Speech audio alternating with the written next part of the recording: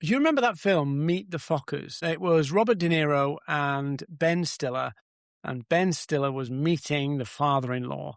And there's that famous scene where they talk about the circle of trust. And Robert De Niro is ex-CIA, and he's coming into the family and saying, you've got to join the circle of trust. I want to talk about today the ecosystem you need to build if you want that reliable flow of leads and clients. Now, most of the people who listen to me will be business owners, they'll be subject matter experts, there'll be people doing complex services that aren't, simple products that you can buy off a shelf.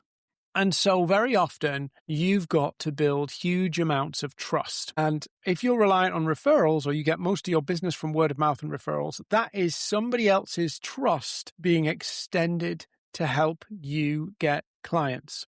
So what's happening is people are referring you, they're sharing their story with somebody they trust, a friend, a colleague, a client, and they're extending their influence, their trust to get you business, which is fantastic. It's fantastic. But ultimately, you don't control how and when that happens. And so often people confuse and think, Dean, are you against referrals? No.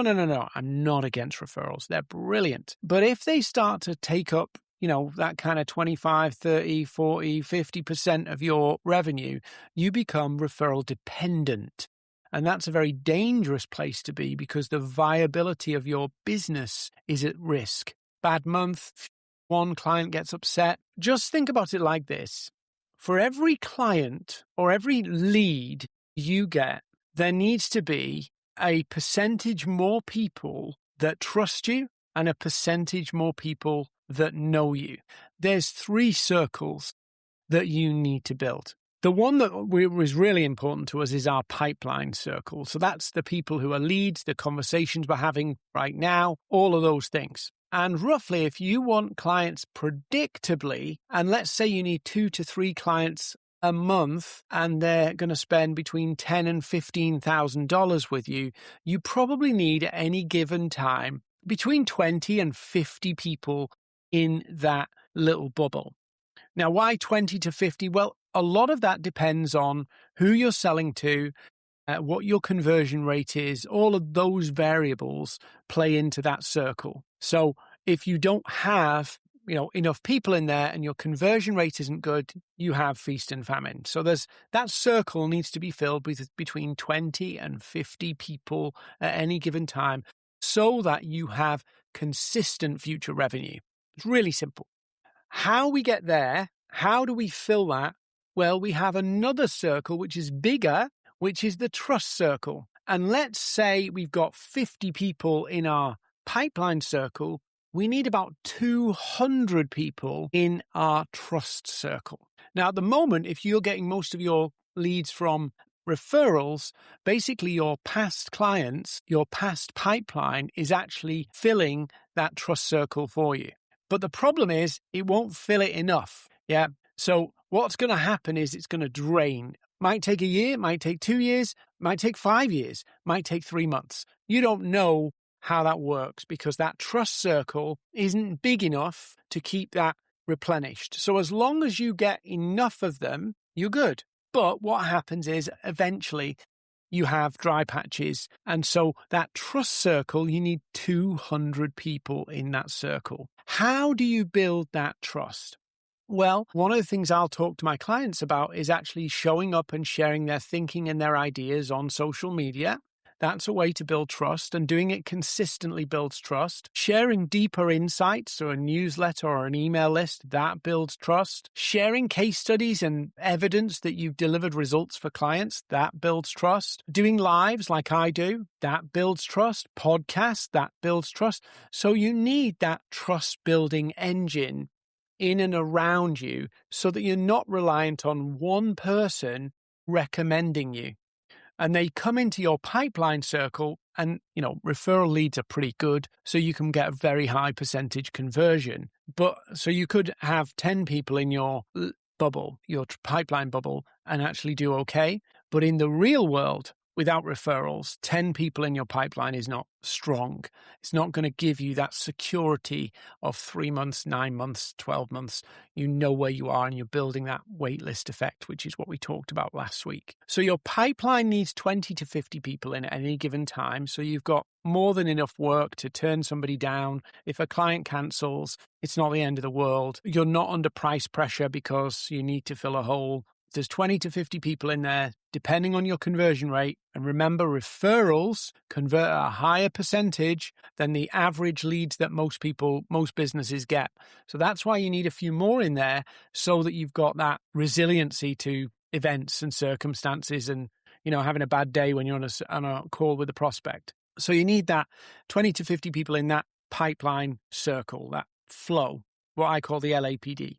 Your trust circle, you need about 200 people in there. And it's important that those 200 people are the right people. There's no point having peers trust you. It might be useful to you in the industry, but from a client generation point of view, your peers trusting you deeply is nice, but it's not going to help you with the pipeline. Your target audience, the people who will buy from you, need to trust you.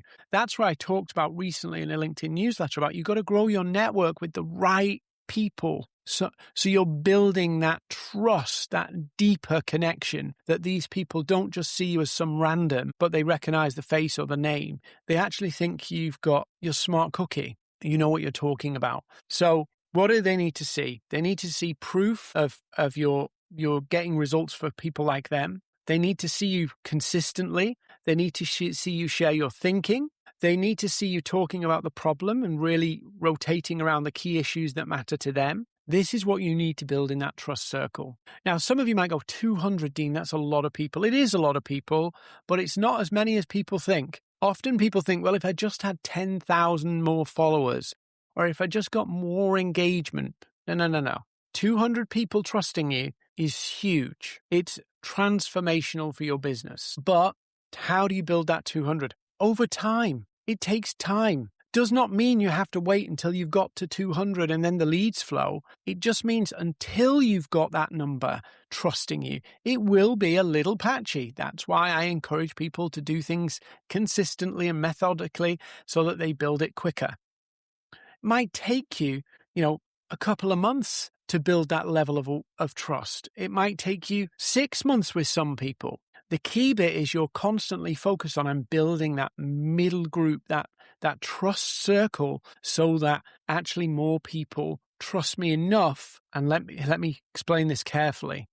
If people really trust you and you've built that level of trust, they will be easier leads to convert. Trying to convert people cold is hard. It takes sales skills. It takes a degree of sales resilience that most people don't want to do. So it is mandatory that you pre-build that trust. That's why I talk about pre-selling a lot, so that people trust you, understand who you help, what you do, way more earlier in the process, so that when you get them into your lead process, the LAPD, the flow is easier. You're not having to prove yourself.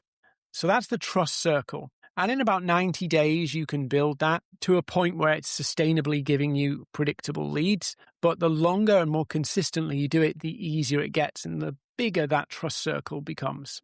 Then we've got the outer circle, which is the visibility circle. And this, again, is where a lot of people go wrong. They think that needs to be huge. Your visibility circle only needs to be around 1,000 people.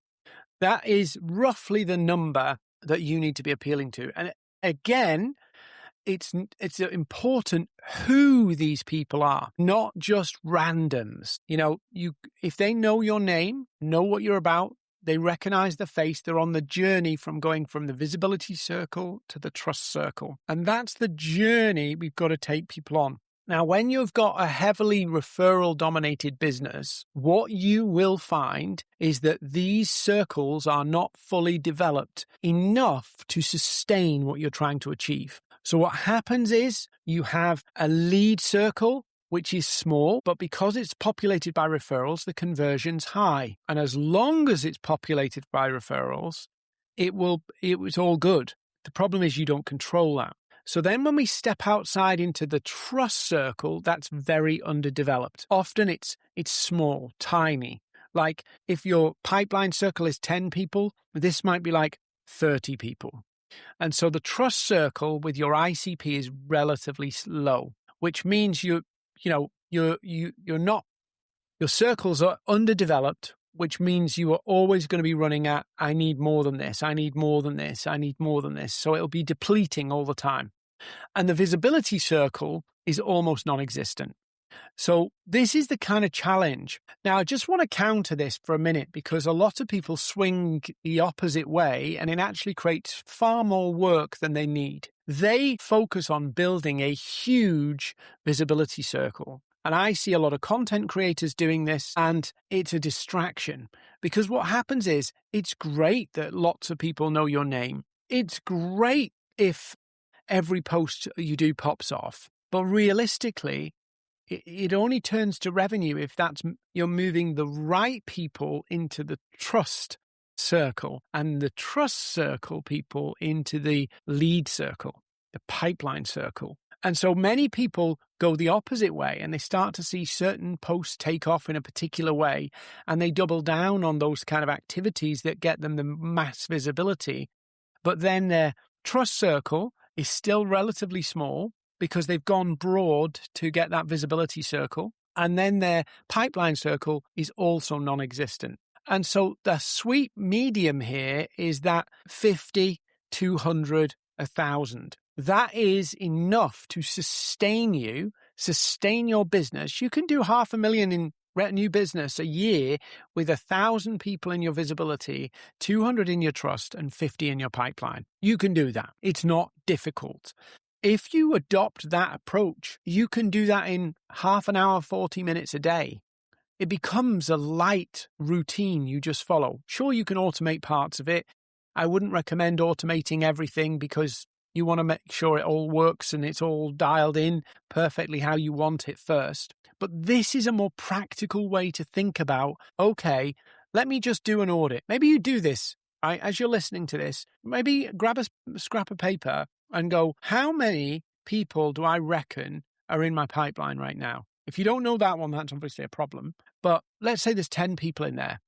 Yeah. And they're all referrals, so you're all good. Now ask yourself the question, well, what happens if I get no referrals now for the next 2 months? I don't have a sustainable way to fill that pipeline circle. Okay, now let's talk about your trust circle. How many people trust you deeply enough to buy from you? Are you growing that? Are you actively growing that circle? Is your activity lining up with growing that circle? Can they see enough reasons to trust you with $15,000 of their money for your expertise in some way? Is there enough evidence out there that would help them see that you could make a difference for them? Then think about that visibility circle. Is there 1,000 people in your ICP in your world right now that would remember your name? That's the kind of mechanics you've got to build so that you have predictability. One of the things that I've done over the last couple of years is I've noticed that my message has evolved. And, when I started out, I used to say to people, win your next client on LinkedIn. And that was a really appealing message. But what I've realized is getting one client every blue moon, that's not a big deal anymore. Actually getting clients so that your revenue is stable and so that you've got control, so that you can pick and choose who you work with. Like I said last week about the waitlist effect of having more demand than you can supply, so you've got options. All of that starts to play out that most people aren't building that. There's still quite a lot of people chasing down one lead, one client. And in effect, what they're doing is they're operating one step in front of themselves. They're one step at a time, which sounds nice. I just take my business one step at a time. But that actually is a recipe for more work, more stress, more anxiety. One of the things that has massively helped me, albeit it was traumatic experience, is my first business failed because I ran out of leads, then I ran out of clients, then I ran out of money. And that was a very traumatic experience for me because I'd invested everything in it. My business was wrapped up with my identity, and then my business failed. And fundamentally, it came down to I was operating one step in front of myself, and I was trying to get leads today, but what I should have done is done the work 3 months ago to build the trust so I could get a lead today. And that's my philosophy to approaching social selling, especially for experts and people who are subject matter experts and, advisors, financial advisors, executive coaches, MSPs. You're trying to build trust. You want to have your trust circle bigger and ahead of where you want to be in 3 months. You want to have your visibility ahead of where you want to be in 6 months. So you've got a pool of people in front of you. The future is being built. You're not trying to deal with now. And it's not a popular message because people want to just get a lead today. But I'd encourage you, build those circles. The lead circle, 50 people. Your trust circle, 200 people. Your visibility circle, 1,000 people. If you get that built and sustain that, you'll have predictability in your business for the next year or longer. Yeah. I've been doing this for nearly 16 years now, 16 years. And I know I would never do this, but I could stop marketing today and I would be okay for probably 3 to 6 months. That's the reality. I'm not going to do that because that would be, commercial suicide, but I keep doing it. And one of the lessons I learned from my first business is ABM. Always be marketing. Not because I need leads, not because I'm desperate for clients, but because I'm seeding the future, building the awareness, the visibility for the future, and building the trust for the future so that in the future, the circle of leads, the calls, the conversations, all that stuff is easier. And I really wanted to share that with you because it's so important for you as an expert because none of you will have signed up for becoming a full-time salesperson. None of you probably even want to be a full-time salesperson. I would imagine the majority of you here want people to come and inbound inquiry you. If you want that, you have to commit to building that. So you want people to come to you. You want people to find you. You want people to come on a call and it be easy. You don't want to have to do and be a full-time marketer. If that's what you want, you have to build this, which at times will be, it's a bit of work. It's a bit of work to build it. It's not a work to maintain it. So that's why I work with people for 6 months. The first 3 months, we get all this in order.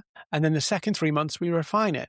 And so at the end of the 6 months, you've got leads and consistent leads. You know what you're doing. It's instinctive. It's not something you have to go think about over and over and over again. That's what you need to build. So 3 circles: pipeline, trust, visibility. Go build it.